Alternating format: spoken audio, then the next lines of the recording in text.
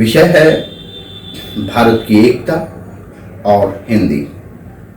भारत की एकता पर जब हम बात करते हैं तो सबसे पहले हम भारत की इतिहास की ओर झांकते हैं, क्योंकि भारत की इतिहास को झांके बिना एकता जैसे शाब्दिक तत्व को समझना थोड़ा मुश्किल हो जाएगा।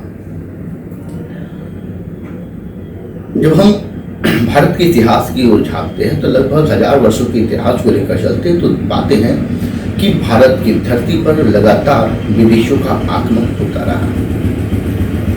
पृथ्वीराज चौहान के बाद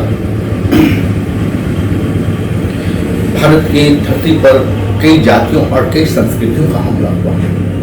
मंगोल के हमले हुए, कुर्द के हुए, शक के हुए, अफगान के हुए, मुगलों ने आक्रमण किया, अंग्रेजों ने आया और इस धरती पर आकर अपनी संस्कृति और भाषा के साथ रच गए, बस गए। उन्होंने हमारी भाषा के साथ अपनी भाषा को मिश्रित कर दिया। हम जब भाषा की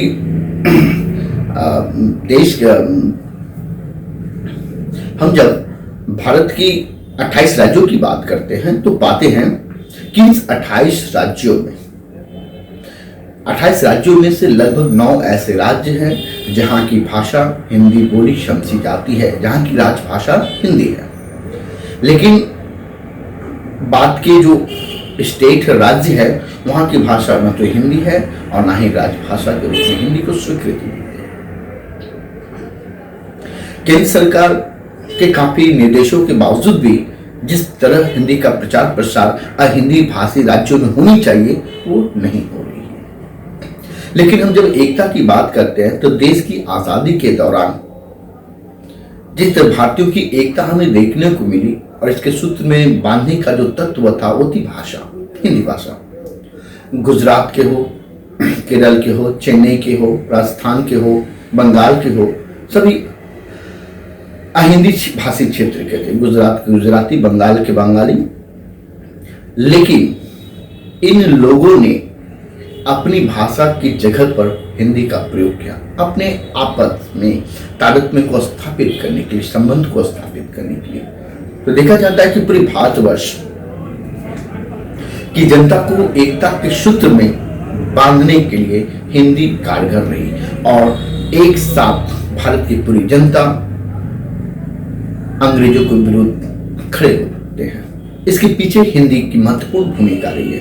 इस विषय पर महात्मा गांधी, रविन्द्रनाथ टैगोर और हिंदी के हमारे देश के जो बड़े दिग्गज विद्वान और दार्शनिक हैं उन्होंने अपने विचार रखे हैं कि जिस देश की अपनी भाषा नहीं होती, जिस देश की अपनी संस्कृति नहीं होती, वो देश पंगु होता है। और यही अवस्था आज हमारे देश की हो रही है। इन 28 राज्यों में हिंदी भाषी क्षेत्र को छोड़कर जो राज्य बसते हैं वहां की संस्कृति अलग है, वहां की भाषा अलग है। संस्कृति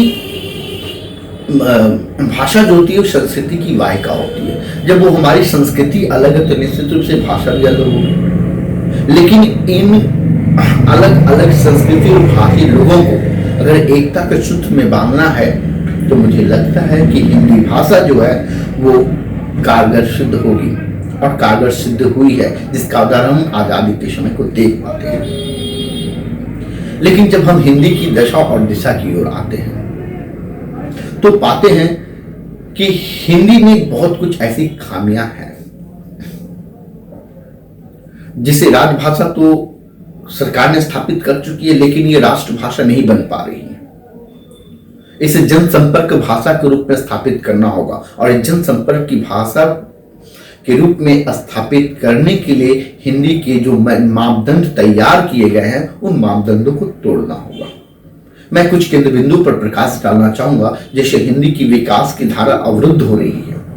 सर्वप्रथम हिंदी को संस्कृत निष्ठ कर देना, संस्कृत के तत्सम प्रधान शब्दावलियों का खड़ी बोली में जबरदस्त प्रयोग करना। मैं आपको बताना चाहूंगा कि जिस मैं हिंदी की बात कर रहा हूं, हिंदी में 18 बोलियां हैं। इन 18 बोलियों में खड़ी बोली हिंदी जो पूरी बोलियों का प्रतिनिधित्व करती है, उसी बोली को हम राष्ट्रभाषा बनाने के तर्ज पे हम लोग यहां खड़े हैं। हिंदी की जो अपनी स्वरूप है वो संस्कृत से नहीं है, वो उर्दू से नहीं है, वो फारसी से नहीं है, बल्कि भारत की तमाम भाषाओं का सम्मिश्रण है। हिंदी तमाम भाषाओं का सम्मिश्रण है। हम इसे अगर कहेंगे कि इसे हम तत्सम प्रधान शब्दावलियों के साथ जोड़कर इसकी शुद्धता का इसे शुद्ध कर देंगे तो निश्चित रूप से हमारे लिए भयानक हो जाएगी। हम इसे शुद्ध करने के प्रयास में हिंदी के जो वास्तविक स्वरूप है उसे हम नष्ट करते चले जा रहे हैं। हम प्रेमचंद की कहानी उपन्यासों की जो हिंदी देखते हैं और प्रसाद और हजारी प्रसाद द्विवेदी के उपन्यासों और उनकी कविता और कहानियों में जो हिंदी देखते हैं वो दोनों में जमीन आसमान का फर्क है। आप देखिए प्रेमचंद और वैष्णवनाथ रेणु के जो उपन्यास है उनकी भाषा जो है वो जनसंपर्क की भाषा के रूप में स्थापित हुई है, इसलिए उनकी साहित्य को, उनके लिखे गए पुस्तकों को, उनके लिखे गए विधाओं को लोग मन देकर पढ़ते हैं और ज्यादा से ज्यादा पाठक उन्हें मिला है। जबकि हजारी प्रसाद द्विवेदी और जयशंकर प्रसाद का जो क्षेत्र है केवल साहित्य तक सीमित रहकर रह गया। कारण है भाषा। हजारी प्रसाद द्विवेदी या जयशंकर प्रसाद जैसे जो कवि हैं उन्होंने हिंदी को संस्कृत निष्ठ अर्थात तत्सम प्रधान शब्दावलियों को स्थान देकर अपनी विद्वता का प्रदर्शन किए। हिंदी के माध्यम से, भाषा के माध्यम से विद्वता का प्रदर्शन नहीं किया जाना चाहिए। ये मेरी अपनी व्यक्तिगत राय है। हम जैसे भाषा को जनसंपर्क के रूप में स्थापित करने की इच्छा रखते हैं तो भाषा को उस तत्सम प्रधान शब्दावलियों को अलग करना होगा। हिंदी बोलचाल की भाषा रही है, वो एक बोली है और बोली में कई सारे शब्दों का समूह भी है। यदि हम उसे केवल संस्कृत के तत्सम प्रधान शब्दावलियों के साथ रखकर हम उसे शुद्ध करने का प्रयास करेंगे तो निश्चित रूप से हिंदी जनसंपर्क की भाषा नहीं बन सकती है। यदि हमें हिंदी को जनसंपर्क की भाषा बनानी है तो सर्वप्रथम हमें संस्कृत निष्ठ शब्द तत्सम प्रधान शब्दावलियों को हिंदी से अलग करना होगा, तभी हिंदी जनसंपर्क की भाषा बन सकती है। हिंदी को क्लिष्ट कर हम केवल हिंदी के दायरे को सीमित करना चाहते हैं, केवल साहित्य पढ़ने वाले लोगों तक सीमित करना चाहते हैं। हिंदी का विकास हमारा उद्देश्य नहीं कि केवल साहित्य पढ़ने वाले लोग ही उसे पढ़े और समझे। ये जनसंपर्क की भाषा बने और जनसंपर्क की भाषा बनने के लिए इसे साधारणीकरण के दौर में लाना होगा। हिंदी को साधारण तरीके से जनसंपर्क में स्थापित करना होगा। इनके जो कठिन शब्द हैं जिससे विद्वता झलकती उन शब्दों को हिंदी से बात देनी होगी। प्रेमचंद ने अपने उपन्यासों में जनसाधारण की भाषा का प्रयोग किया है। उस समय की जनसाधारण भाषा प्रचलित थी उर्दू, उनके साहित्य में देखेंगे उर्दू की अधिक प्रधानता है। ठीक उन्हीं के समकालीन में प्रसाद भी थे, हजारी प्रसाद द्विवेदी भी थे। उन्होंने अपनी भाषा में संस्कृत तत्सम प्रधान शब्दावली का प्रयोग क्यों करते हैं? केवल हिंदी की शुद्धता को ध्यान में रखते हुए। देखिए नतीजा, उनकी पहुंच केवल साहित्यिक लोगों तक रह गई है। साहित्यिक लोग ही उन्हें पहचान पाते हैं, उनकी विद्वता को, और प्रेमचंद को जन जन तक पहचानते हैं। तो भाषा का साधारण शुद्धिकरण होना चाहिए, तब संस्कृत प्रधान शब्दावली से मुक्त करना चाहिए।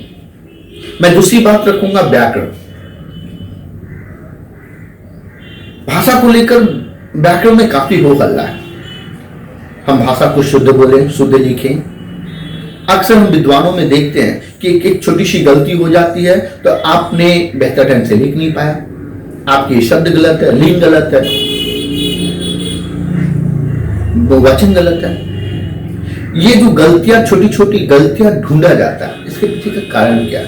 हम क्या व्याकरण के माध्यम से भाषा को शुद्ध कर रहे हैं? यदि हम शुद्ध करें तो क्या उस शुद्ध रूप को जनसंपर्क के रूप में जनमानस उसे स्वीकार कर रही है? भाषा भाव की अभिव्यक्ति है और अभिव्यक्ति करने के चक्कर में हम अभाव को अभिव्यक्ति करना चाहते हैं तो उस जगह पर शुद्धता और अशुद्धता का ध्यान नहीं रखते और रखना भी नहीं चाहिए। भाषा भाव की अभिव्यक्ति का माध्यम है। इसे हम जब हम अपने भाव को अभिव्यक्त करते हैं तो धड़ल्ले से बोलना चाहिए। यदि हम इसे व्याकरण निष्ठ कर दे भाषा को तो ये भाषा भी जनसंपर्क से कट जाएगी। हिंदी बोलते समय हमें लिंग का ध्यान रखना होता है, हमें वचन का ध्यान रखना होता है। तमाम व्याकरणिक नियमों का पालन करते हुए हमें बोलना और लिखना पड़ता है। हिंदी को बोलने और लिखने में दो रूप है। बोलचाल की भाषा में व्याकरण को ध्यान नहीं दिया जाता है और जब लिखते हैं तो व्याकरण का ध्यान दिया जाता है। ठीक है, देखा जाता है अंग्रेजी की जो भाषा, अंग्रेजी जो है, अंग्रेजी के कोई आधारभूत व्याकरण की पुस्तक उपलब्ध नहीं है, लेकिन हिंदी के तर्ज पर भारतीय विद्वानों ने अंग्रेजी का भी व्याकरण तैयार कर दिया। जब हम किसी साधारण भाषा को व्याकरणिक नियमों में बांधते हैं तो साहित्यिक रूप में हम कहते हैं कि साहित्यिक रूप में वो भाषा का मरण हो चुका है, क्योंकि जब हम व्याकरण के नियमों से भाषा को बांध देंगे तो वो भाषा मरणासन को प्राप्त हो जाती है। वो जनसंपर्क की भाषा नहीं रहती है, वह केवल साहित्यिकों की भाषा हो जाती है। हिंदी को हमें साहित्य की भाषा नहीं बनानी है, हिंदी को हमें जनसंपर्क की भाषा बनानी है। और जनसंपर्क की भाषा तभी होगी जब वो साधारण भाषा होगी, प्रेमचंद की जैसी भाषा होगी, रेणु की जैसी भाषा होगी, नागार्जुन की जैसी भाषा होगी, तभी वो हिंदी का विकास हो सकता है। मैं तीसरी बिंदु को और ध्यान आपका आकर्षित करना चाहता हूं कि हिंदी के शब्दावलियों को लेकर हिंदी का उत्स भले ही संस्कृत रहा हो, लेकिन हिंदी खड़ी बोली का जो रूप हम पाते हैं वो संस्कृत की शब्दावलियों से नहीं निर्मित हुई है, बल्कि तमाम भारत के जो विदेश से आए हुए तमाम आक्रमणकारी थे जिन्होंने अपनी संस्कृति को, अपनी भाषा को लेकर आए थे, उनकी शब्दावलियों का सम्मिश्रण हमें खड़ी बोली में देखने को मिलती है। अर्थात खड़ी बोली जो है वो तमाम भाषाओं का सम्मिश्रण है। अब हम इसे अगर कहें कि इसमें उर्दू शब्दावलियों को, फारसी शब्दावलियों को अलग कर कर केवल संस्कृत के शब्दावलियों को स्थान देंगे तो हिंदी शुद्ध हो जाएगी, या अन्य भाषाओं के शब्दावलियों को स्थान नहीं देंगे ऐसे हिंदी समृद्ध हो जाएगी, ये हमारे लिए भ्रामक है। यदि हिंदी का विकास करना हो तो तमाम भाषाओं की शब्दावलियों को स्थान देना होगा, चाहे वो शब्द अंग्रेजी के हो, उर्दू के हो, फारसी के हो, पश्तो के हो, मंदारिन के हो। हमें इसके विकास के लिए हमें अन्य भाषाओं के शब्दों को स्थान देना ही होगा।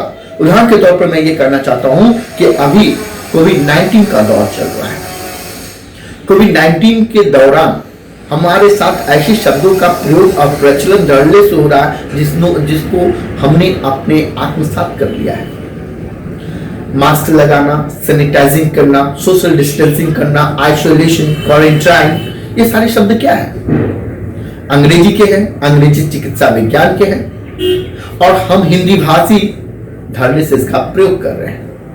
क्या इन शब्दावलियों की हिंदी में कोई रूपरेखा तैयार हो सकती है? यदि होगी भी तो क्या उसका उपयोग हो सकता है? बिल्कुल नहीं हो सकता है। उदाहरण के रूप में मैं और एक बात आपको कहना चाहता हूं। कंप्यूटर को विद्वानों ने संगणक नाम दिया हिंदी में, क्योंकि कितने लोग हिंदी पढ़ने पढ़ाने वाले, मैं आम जनता की बात नहीं कर रहा हूं, हिंदी प्राध्यापकों की बात कर रहा हूं, हिंदी विद्वानों की बात कर रहा हूं जो हिंदी का समर्थन करते हैं। कितने लोग हैं जो कंप्यूटर को संगणक कहते हैं? कितने लोग हैं जो कीबोर्ड को कुंजी पटल कहते हैं और मांस को चूहा कहते हैं? मित्रों, आज तक मैंने ऐसा कोई हिंदी भाषी को नहीं देखा जिन्होंने कंप्यूटर को संगणक कहा हो, मांस को कुंजी पटल कहा हो और मांस को चूहा कहा हो ही नहीं सकता। ये व्यवहारिक भाषा है, इन्हें हमें हिंदी में स्थान देना होगा।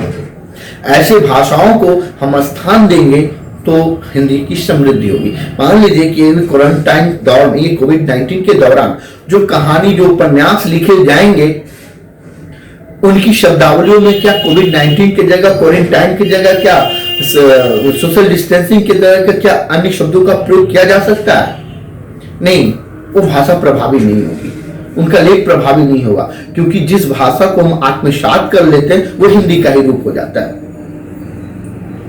ऐसे कई उदाहरण हैं। हिंदी तमाम भाषाओं को अपने अंदर समेटते रही, जिससे हिंदी का रूप समृद्ध हुआ। लेकिन कुछ हिंदी के कट्टर विद्वान हैं जो हिंदी के टेटुओं को, गले को इस तरह दबा कर रखा है कि अन्य भाषा की शब्दावलियों को निगलने नहीं दिया जा रहा है, निगलने देते नहीं है। मैं माननीय गुरुजनों आपसे प्रार्थना करता हूं, उनके गले को ढील दीजिए, तभी तमाम भाषाओं की शब्दावली हिंदी में आएगी और हिंदी समृद्ध होगी। हमें हिंदी का अगर विकास करना है, राष्ट्रभाषा के रूप में स्थापित करना है, जनसंपर्क भाषा के रूप में स्थापित करना है, तो हमें इन सारी हदबंदियों को तोड़ना होगा। हमें हिंदी को जनसंपर्क से जोड़ना होगा। जब भाषा जनसंपर्क हो जाएगी तो इसे राष्ट्रभाषा बनने से कोई नहीं रोक सकता। अंततः मैं आपको यही कहना चाहता हूं कि यदि हिंदी का विकास करना हो तो इसे तत्सम प्रधान शब्दावलियों से दूर ले जाना होगा, व्याकरणिक हदबंदियों को तोड़ना होगा और अन्य भाषाओं की शब्दावलियों को उसमें स्थान देना होगा। तभी हमारी हिंदी राजभाषा से राष्ट्रभाषा बन सकती है, और राष्ट्रभाषा बनने के लिए जनसंपर्क भाषा होना बहुत जरूरी है। जब तक ये जनसंपर्क भाषा नहीं होगी तब तक ये राष्ट्रभाषा नहीं बन सकती है। धन्यवाद।